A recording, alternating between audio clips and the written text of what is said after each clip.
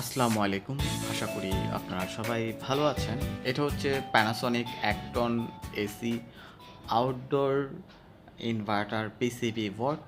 তো এটার প্রবলেম হচ্ছে f99 এরর কোড ব্লিকিং দেখাচ্ছে বা রিমোটে দেখাচ্ছে। তো সেক্ষেত্রে এই ধরনের ফল্টের যদি সম্মুখীন হন, আপনারা কি করণীয়? তো আপনারা যদি এই ধরনের ফল্টের সম্মুখীন হন, সেক্ষেত্রে এই ফল্টটা ৩ টা কারণে হতে পারে।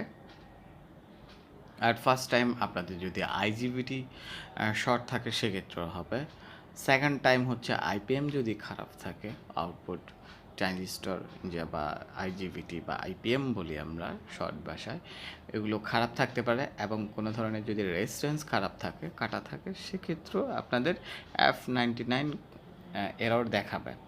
তো সেক্ষেত্রে দেখা যাচ্ছে পিসিবি অন হবে, অন হওয়ার পরে সেকেন্ড গিয়ার বা থার্ড গিয়ারে যাওয়ার পরে অটোমেটিকলি সার্কিট ডাউন হয়ে যাবে, ডাউন হয়ে আবার কিন্তু অন হবে।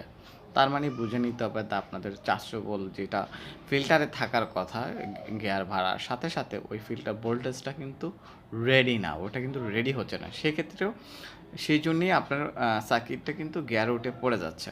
তো সেক্ষেত্রে আপনাদের করণীয় কি? আপনারা ভালো করে কিন্তু পিসিবির যে রেজিস্ট্যান্সগুলো থাকে এগুলো চেক করে নেবেন এবং যে আইপিএমটা লাগানো আছে ওটা আপনারা ভালো করে মেপে নেবেন, কারণ এটা লিকেজ থাকতে পারে এবং আইজিবিটিও খারাপ থাকতে পারে।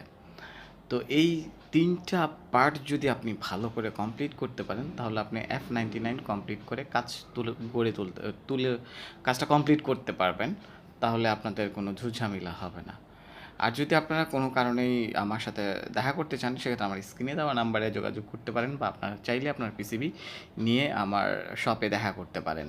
আল্লাহ হাফেজ। নতুন কোনো ভিডিওতে দেখা